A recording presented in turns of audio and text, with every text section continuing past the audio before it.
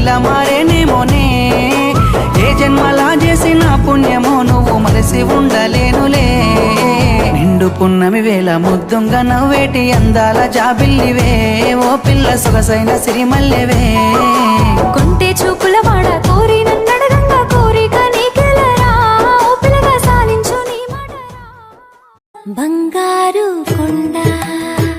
సడి చేయకుండా ఎదలోని వెన్న